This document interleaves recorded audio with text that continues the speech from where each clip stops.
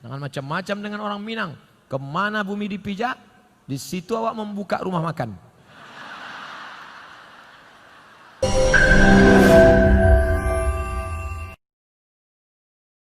Jangan lupa subscribe, like, and share. Apa hukum bagi anak yang memarahi ibunya karena melarang agar melawan? Apa hukumnya bagi anak yang memarahi ibunya karena melarang ibunya agar jangan melawan bapaknya?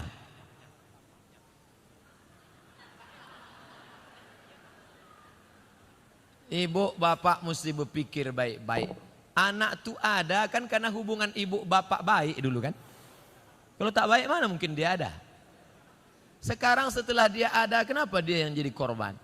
Ibu marah, otomatis dia marah. Anak ini melawan. Dan kalian sebagai anak tak boleh kalian lawan ibu ayah. Tak boleh. Walaupun dia kafir, tak boleh. Wa in jahadaka, kalau bapak ibumu memaksamu ala an tusyrika bi, mempersekutukan Allah, fala tuti'huma, jangan kau ikuti. Tapi untuk melawan tak boleh. Wa sahibhuma fid dunya ma'rufa, tetaplah berbakti kepada orang tua. Jangan mentang-mentang udah ngaji, balik dari sini panggil mak. Mak, sini. Assalamualaikum. Kan begitu caranya. Tapi dengan cara yang santun. Tapi dia nyuruh saya melawan ayah saya, Pak Ustadz. Cari nenek mama, cari walim ulama.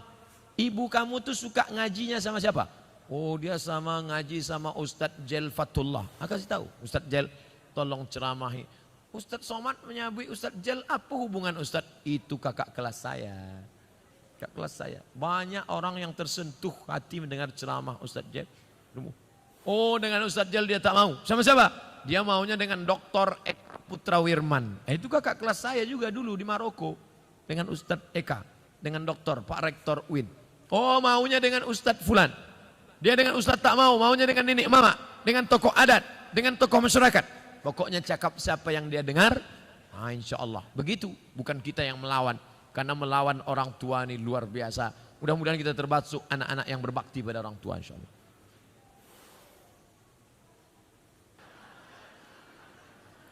Apakah memperingati hari besar Islam itu bid'ah? Muharram, Maulid Nabi, Isra Mi'raj, Nuzul Quran. Kalau memperingati Muharram ini bid'ah, maka yang mengundang masuk neraka. Yang diundang masuk neraka. Yang paling panas nerakanya yang ceramah. Kalau tidak dibuat Nabi bid'ah. Orang mengaji berpuluh tahun di Makkah, Inyak Canduang, Inyak Jaho, Syekh Sulaiman Ar-Rasuli, Syekh Ahmad Khatib Al-Minkabawi, berpuluh tahun mengaji di Makkah. Ini enggak, jurusnya 5 saya. Kalau tidak dibuat Nabi bid'ah, Maulid Nabi bid'ah, Isra Mi'raj bid'ah, Nuzul Quran bid'ah, Marhaban bid'ah, Barzanji bid'ah, Sayyidina bid'ah, Yasin bid'ah, Tahlil bid'ah. Maka kalau basuh aja orang, bid'ah haram neraka, bid'ah haram neraka, bid'ah haram neraka. Tidak sesimpel itu saudaraku. Bid'ah itu perbuatan yang tidak ada dalilnya. Itu bid'ah. Adapun peringatan menyambut Muharram, itu ngaji. Ngaji. Kita ini pengajian. Isinya tidak ada yang mungkar. Mengingatkan lagi umat tentang bagaimana menyambut satu Muharram, bahwa kita punya kalender hijrah, kita harus betul-betul pindah, membangkitkan semangat membangun masjid, menyekolahkan anak ke sekolah lembaga yang peduli pada sholat berjamaah, mengingatkan tentang yang ulang tahun jangan membuat perbuatan mungkar, tapi dengan berbagi bersedekah kepada fakir miskin anak yatim. Maka dalam rangka watawasau bil haq watawasau bis sabr, maka akan datang masjid-masjid surau langgar musalla buat. Ini habis satu Muharram, Safar, Rabiul Awal. Acara Rabiul Awal buat Maulid Nabi dengan cara peringatan Maulid Nabi, puncaknya tanggal sekian. Seminggu sebelum itu adakan lomba jadi imam, lomba muazzin, lomba barzanji, lomba marhaban. Sehingga malam itu nanti hadirkan Ustadz Mubaligh penceramah supaya dicuci lagi akidah, dibersihkan daripada kemungkaran.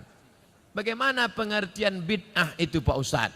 Sebagai beberapa bid'ah itu, karena di masjid kami tak pernah mengadakan memperingati hari-hari besar Islam. Peringati hari besar Islam, undang alim ulama, adakan pengajian, adapun definisi bid'ah, kalau tidak ada dalil maka bid'ah. Selama ada dalil umum, selama masih dipayungi oleh tausiah, isi kajiannya adalah tausiah. Nanti Maulid Nabi, tausiahnya tentang akhlak-akhlak Nabi, tentang sejarah Nabi. Nanti bulan habis Maulid Nabi, Muharram, Safar, Rabiul Awal, Rabiul Akhir, Muharram, Safar, Rabiul Awal, Rabiul Akhir, Jumadil Awal, Jumadil Akhir, Rajab, Isra Mi'raj. Isra Mi'raj tausiah lagi. Isinya tentang bagaimana cara sholat Nabi. Karena Isra Mi'raj adalah peristiwa pengambil sholat. Habis Rajab, Sya'ban, menyambut Ramadan. Ramadan, nuzul Quran. Syawal, halal bihalal. Itu momen-momen persatuan umat. Pokoknya masjid yang belum membuat, buat. Susun kepanitiaan. Ramai. Dengan ramai begini yang selama ini imannya down, lemah, menengok ramai. Rupanya ramai juga umat Islam.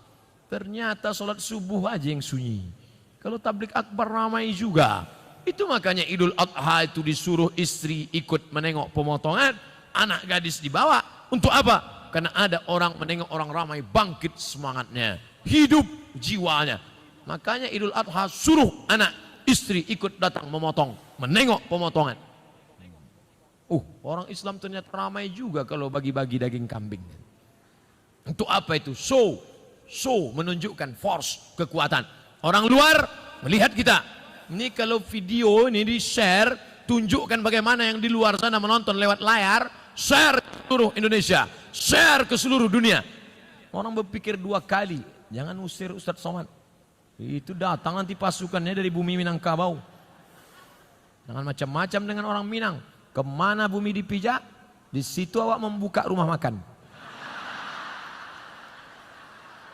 Di setiap penjuru negeri ini ada rumah makan Minangkabau. Macam-macam mereka. Saya ceramah di Sydney, di Australia, diajak makan di rumah makan orang awak Minangkabau.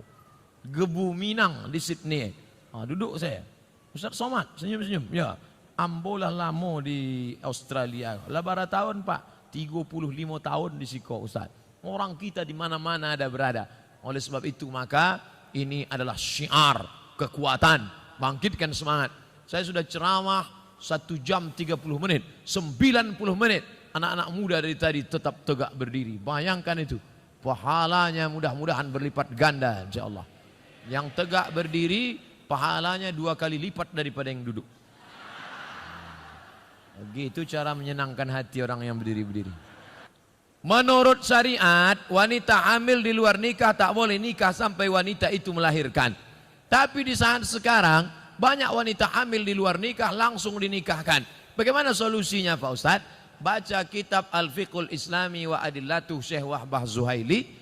Nama kitabnya Al-Fiqhul Islami wa Adillatuh, dicetak oleh Gema Insani Press Jakarta, sudah terjemah ke bahasa Indonesia, panjangnya 1 meter, harganya 1.800.000. Di sana disebutkan perempuan kalau hamil menikah, nikahnya sah. Dengan syarat memang laki-laki itu yang menghamilinya. Maka nikahnya sah. Maka kalau ada Pak Kua menikahkan perempuan hamil, nikahnya sah. Maka Pak Kua tak perlu tanya, udah berapa bulan? Yang bertanya itu dokter. Pak Kua tak perlu nanya. Nanti cirinya yang model perempuan hamil itu, mertuanya dari cara manggilnya udah lain. Kalau yang belum hamil itu nanya, hai menantuku. Nah, gitu dia. Hei. Nah, itu tanda-tanda tuh. Aku terima ini kan tuna. Yang sekolah ya. Nikahnya sah, tidak perlu diulang. Anak lahir tak perlu diulang. Tapi efek akibat dari pernikahan itu muncul 4 masalah. Yang pertama, anak itu nanti kalau lahir tidak bisa pakai bin bapaknya. Jadi pakai bin apa? Terserahlah. Bin kardus, bin botol. 2, kalau anak pertama lahir laki-laki, lahir anak nan kedua padusi, perempuan, nanti anak nan pertama iko indak bisa mawalikan nikah adiaknya. De apa de inyo basuda saudara sa saamak. Saudara saamak tidak bisa jadi wali. 3, kalau si bapak mati, si anak tidak dapat harta warisan, dia tidak ada hubungan nasab. Nang keampe, kalau si anak nan patamu anak gadis cantik jelita dipinang oleh laki-laki, si bapak tak bisa menjadi wali karena tak ada hubungan nasab. Walinya siapa? Walinya wali hakim Pak Kua. Apa salah saya Pak Ustadz? Ini anak saya. Rambutnya, darahnya, DNA sudah periksa di Singapura. Ini anak saya. DNA nggak laku Mas Bro. Salah saya apa? Kamu mencoblos sebelum hari H.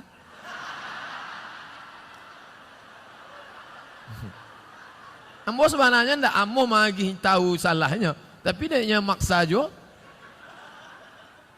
Itulah salahnya. Lah jale. Ustadz, kan zaman sekarang banyak wanita yang menggunakan bulu mata tempel. Yang bulu mata ini yang mana? Ini.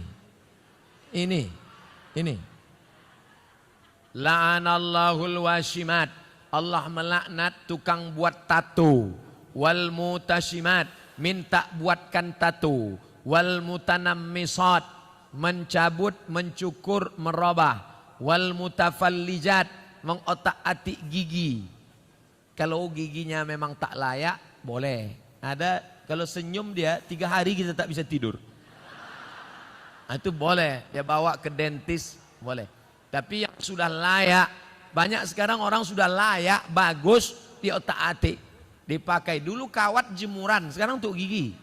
Pakai warna-warni lagi, Senin hijau, Rabu ungu, Kamis pink. Kalau jumpa, otak-atik tak boleh. Plastik semua, sampai ini pun plastik, lentik plastik. Ada orang bakar sampah, layu. Tak usah. Kau cantik bukan karena plastik itu, tapi kau cantik karena kecantikan dari dalam. Bahasa awaknya apa? Inner beauty. Karena cahaya tahajudmu, karena munajatmu kepada Allah Subhanahu wa taala. Menyambung rambut Pak Ustadz, Allah melaknat yang menyambung rambut. Tapi saya kena penyakit Pak Ustadz, gugur semua, gundul. Kan saya tak nampak. Suami saya melihat Pak Ustadz, kasih tahu dia, "Bang, ini takdir dari Allah. Walaupun aku gundul, kau terimalah apa adanya." Aku tak pernah request. Kata suami, apapun adanya dirimu, ku terima engkau Adinda. Karena yang berambut sudah ada satu lagi.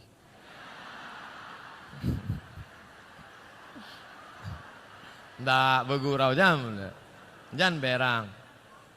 Insya Allah bapak itu bisa menerima ibu apa adanya. Kita doakan supaya hati bapak tak berpindah ke lain hati insya Allah. Nggak lo banyak yang mengaminkan. Antara yang bercadar dengan yang tak bercadar, nan galak, nan nggak babanci.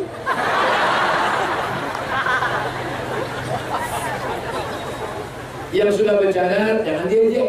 Ini banyak yang ngejek-ngejek yang bercadar. Ninja nih. Perempuan bercadar berarti dia menjalankan ajaran Islam. Kalau kau mengejek perempuan bercadar berarti mengejek ajaran Islam. Mengejek ajaran Islam berarti mengejek Nabi. Sama juga poligami ajaran Islam. Mengejek poligami berarti mengejek.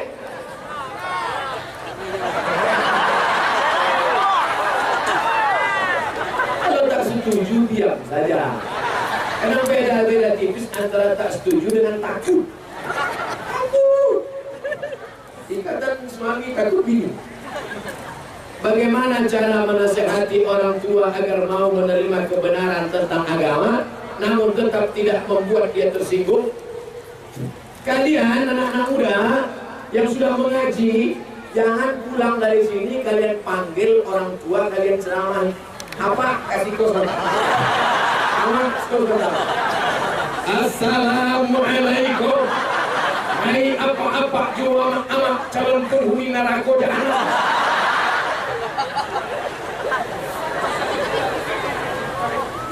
Wasahibhuma fid dunya ma'rufa. Tetaplah bergaul dengan mereka dengan baik. Ama ambo sampai kini indah ambo menuju kapalo ya. Itu namanya payung susah.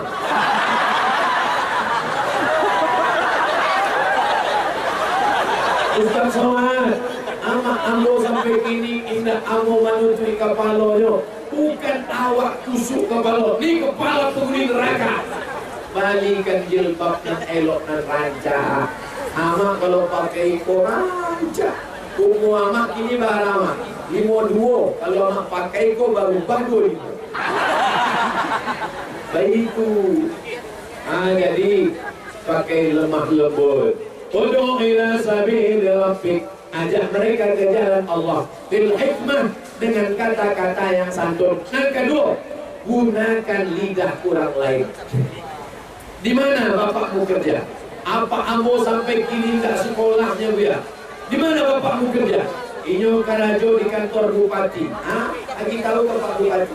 Pak Bupati, apa ambo tu tak sembahyang Pak Bupati? Ada kok Pak Bupati main bawa skor? Orang tak sembahyang. Kenapa tahu? Ada yang telur. Insya Allah. Orang kalau tak sembahyang menjawab. Lagi tahu kan ini Mama? Ustaz Somad, Iko apa kami tidak sholat sampai gini? Lagi tahu kan ini Mama? Supaya ini Mama awak dari mana sehati yo? Awak kan ini Mama? Orang nan ditinggikan salan yang didudukan salangkah, batangnya sampai pasanda, daunnya sampai banaung, akarnya sampai pasendo. Ambil tak bantuan kan? Dan jadi masalahnya Buya, ini Mama sudah ada supaya.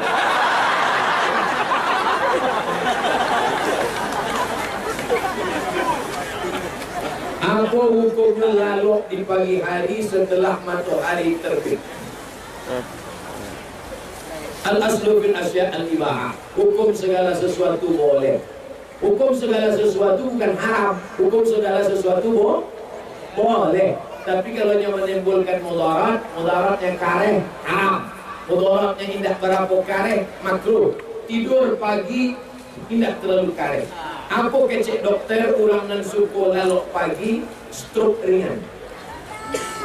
Lama-lama barek stroke barek mati. Makanya doa Nabi, Allahumma barik li ummati fi bukuriha. Berikanlah berkah pada umatku di waktu pagi. Maka bangun pagi, ada ungkapan awak jangan sampai rasaki dipatok ayam. Ini orang yang lalok pagi, udahlah dipatok ayam, dicakar harimau, ditangkap kucing. Tidak dapat apa-apa sama sekali. Oleh sebab itu semangat Karajo harus tetap. Tapi bercerita tentang semangat kerja di bumi Minangkabau mubazir. Karena orang Minangkabau yang paling semangat bekerja, explorer, membangun negeri. Kama-kama hambo sampai, ceramah hambo sampai di Papua, di airport Papua. Warabik kurang datang. Ada orang, Ustaz, hambo sampai kubur. Langguh mau bikin mana orang-orang Minangkabau di Indonesia.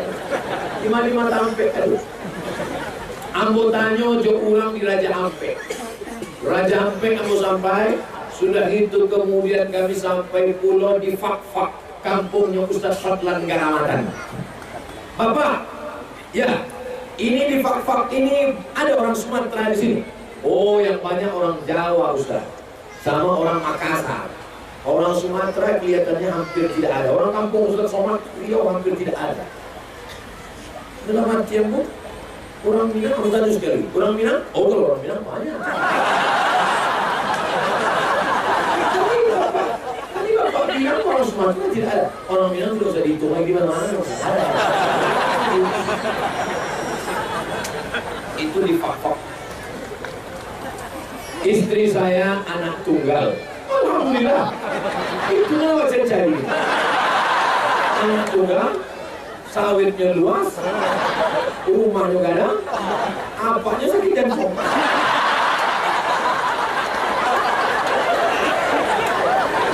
Dia memiliki kakak sepupu laki-laki. Tak bahas sepupu. Yatim diasuh oleh ayah dan ibu mertua saya dari bayi. Oke, paham aku. Berarti anak angkat. Dia juga sudah dianggap kakak kandung. Sementara istri saya jarang berjilbab ketika di dalam rumah. Apa hukumnya istri saya tidak pakai jilbab? Haram. Karena saudara sepupu tidak mahram. Ibu perempuan. Betul? Yakinkan ini mau perempuan. Nah, sekarang banyak laki-laki mengaku perempuan. Namanya lady boy. Mukanya lady, kakinya boy. muka licin, kaki berbiru. Ibu sila saya mah haram ibu. Nang pertama apa? Nang kedua datuk. Nang ketiga abang. Nang keempat adik. Nang kelima abang ayah, adik ayah, abang ama, adik ama. Itulah mahram. Kemana kan? Ibu punya saudara, saudara ibu punya anak. Itu mahram ibu. Adapun saudara ayah, saudara ibu punya anak sepupu, maka bukan mahram. Oleh sebab itu maka di rumah dia harus pakai jilbab panjang yang boleh nampak hanya wajah dan tangan. Tangan dari mulai pergelangan yang boleh nampak. Macam ibu sekarang, wajah nampak, tangan nampak. Antah hari itu Allah Allah. Antah di mencari itu Allah. Ustaz kau suuzon. Nah, aku bukan suuzon, hanya sekedar mengingatkan saja. Di rumah saya ada anjing liar dan sering kami beri makan karena kasihan. Terkadang anjing itu duduk di atas kursi di teras rumah kami dan meninggalkan bulu-bulu, sehingga bulu anjing tersebut menempel pada tubuh pakaian kami. Bagaimana hukumnya Pak Ustaz? Anjing sama-sama kering. Anjing itu kering, kita kering. Bersenggolan, tak apa-apa, tak perlu disama. Anjing basah, kita basah. Sama-sama mandi sama anjing di kolam renang. Tak perlu disama. Yang menjadi masalah, anjingnya kering, kita basah. Kita kering, anjingnya basah. Itulah mengapa dalam kitab fikih dikatakan kalau dijilat anjing, karena lidahnya kering. Aku ngetes masih konsen. Lidah anjing itu basah, kulit awak kering, maka diambillah air tanah liat dicampur, siram 6 kali pakai air murni, 1 kali pakai air campur tanah. Tapi ada hadis Ustaz, katanya dalam hadis itu ada seorang perempuan nakal, jahat, tidak baik, memberi minum kepada anjing, lalu dia masuk surga. Itu ceritanya sebelum Nabi Muhammad sallallahu alaihi wasallam, zaman Bani Israel. Adapun gini enggak. Maka anjing tadi kalau kita kasihan jangan kasih tidur di dekat rumah, di luar kasih dia makan. Buat tulisan besar-besar, anjing dilarang masuk. Kalau sampai dia selalu di situ, malaikat tidak akan datang. Malaikat rahmat tidak masuk ke rumah kalau ada anjing. Tapi yang tidak masuk itu malaikat rahmat. Malaikat maut masuk. Bagaimana kami para pemuda Islam saat ini menjadi pemuda seperti Muhammad Al-Fatih yang mewujudkan ramalan Nabi menaklukkan Konstantinopel. Kalian pemuda dari bumi Minangkabau tidak lagi memerdekakan Konstantinopel, tapi kalian akan memerdekakan Palestina dari jajahan Israel. Kalau sholat subuhnya sudah seperti sholat Jumat, tak lama lagi Palestina akan merdeka. Jangankan di masjid, di tanah lapang hujan lebat macam ini ramainya, apalagi di masjid sholat subuh besok. Betul? Cek besok masa di masjid. 3 syaratnya, anak muda Pariaman, anak muda Minangkabau yang akan memerdekakan Palestina. Pertama, akidahnya benar.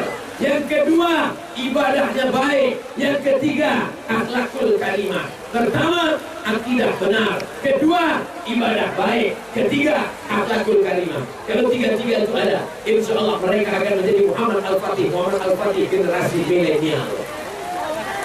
Kertas terakhir, apa boleh antar mazhab Syafi'i dicampur dengan mazhab lain? Jangan campur-campur mazhab. Namanya tatabbu' ru'us, istiqomah satu mazhab. Kami di sini mayoritas puasa melihat bulan. Bagaimana hal ini menurut mazhab Syafi'i?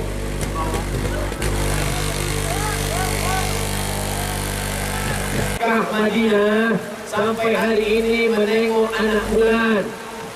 Mesir menengok anak bulan. Dikombinasikan antara ilmu falak astronomi dengan ru'yah. Ilmu falak untuk menetapkan 2 derajat hilal, 2 derajat. Sedangkan ru'yah untuk menengok betul atau tak betul. Maka metode dua-dua dipakai. Hilal, ru'yatul hilal dengan hisab ilmu falak. Dua-dua pakai. Manakah yang lebih afdal? Pakai bahasa Arab atau bahasa Indonesia? Khutbah pakai bahasa Indonesia, jamaahnya paham.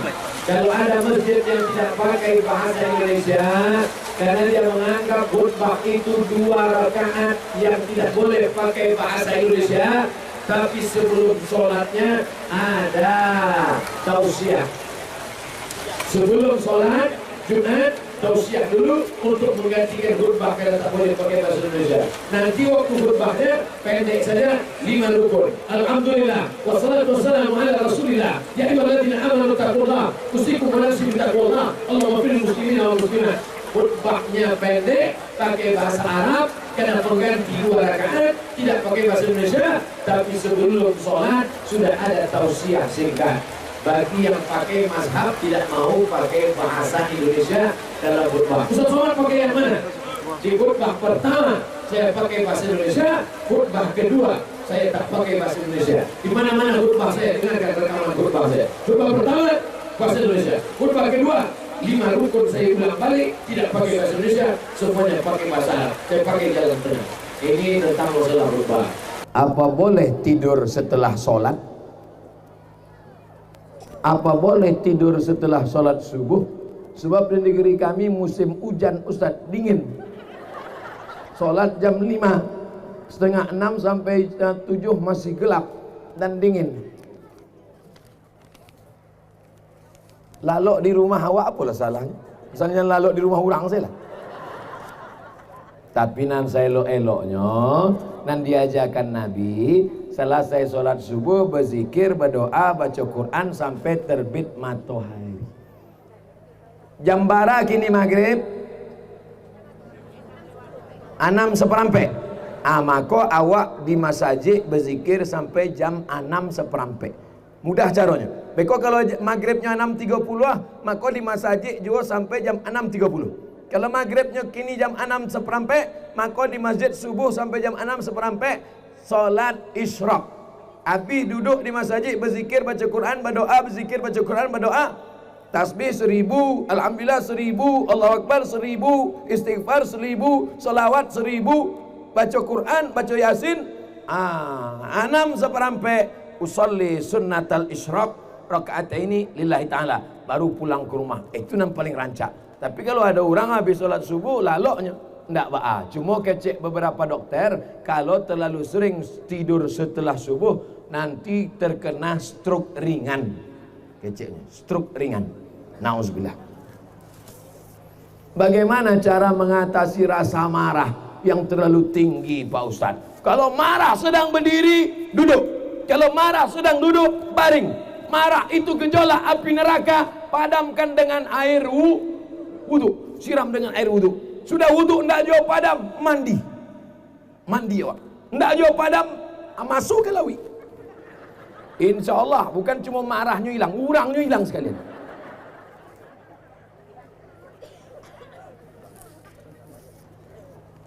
Di lingkungan kami sangat memandang orang yang memakai cadar itu orang dianggap sesat dan masih asing. Tolong jelaskan Pak Ustadz. Istri Nabi Muhammad pakai cadar.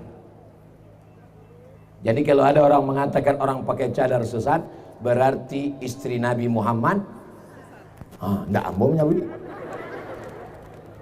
Labiah 20 hadis menyebut di zaman sahabat Nabi mereka pakai cadar. Tapi Nabi membolehkan yang wajahnya nampak. Oleh sebab itu cadar adalah ajaran Islam. Mengejek cadar berarti mengejek ajaran. Yang bercadar silakan, yang tak bercadar boleh.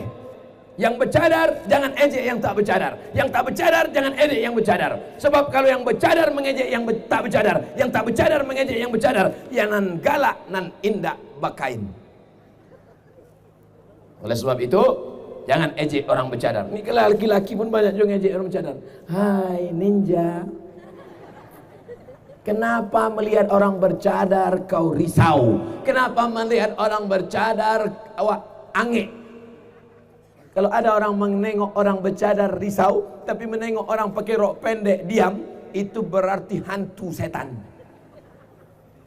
Otaknya sungsang. Galaknya membayangkan otak sungsang. Bagaimana dosa menjual tanah harta pusaka tinggi? Ama awak nan padusi, ama awak itu padusi. Inyo mandape harato tinggi sawah. Itu bukan hak milik, tapi inyo adalah hak pakai. La yurasu wala yuhabu wala yuba'u. Tidak boleh dijual, tidak boleh diwariskan. Diwariskan maksudnya kepada ahli waris, tapi itu adalah wasiat turun temurun. Dari anak padusi turun ke anak padusi, turun ke anak padusi. Inyo sama macam wakaf zuriyah. Gunanya untuk apa? Supaya padusi Minangkabau tidak paralu kaluar nagari untuk mencari makanya insyaallah zaman berganti, musim berubah. Padusi Minangkabau sesusah-susahnya padusi orang awak tetap ada bareh. De apa? De ada harato tinggi tadi. Tapi kalau itulah dijual, maka anak cucu awak beko. Iyo kalau dapat suaminya nan kayo. Iyo kalau dapat suaminya nan hebat, pejabat. Kalau nasib indah, na'udzubillah. Mudah-mudahan kita menyadari ini. Sebenarnya itu hukum dibuat adalah untuk menjaga kehormatan perempuan. Bagaimana dosa bagi orang yang membuat ranji keturunan palsu? Man nusiba ila ghairi abihi, siapa nan dinasabkan bukan kepada nasab bapaknya, makanya dilaknat Allah Subhanahu wa taala. Turun ayat Zaid bin Muhammad, Zaid bin Muhammad, Zaid anak Muhammad, Zaid anak Muhammad. Turun ayat ud'uhum li abaihim, panggil mereka menurut nasab bapaknya. Karena Zaid bukan anak Muhammad, diganti dengan nasab bapaknya Zaid bin Harisah. Maka jangan membuat nasab keturunan Kertas terakhir Basawa Abi Karatehiko, awak sama-sama membaca doa. Bolehkah masjid itu diwariskan? Masjid tanah wakaf. Tanah wakaf tidak diwariskan, tidak dijual, tidak dihibahkan.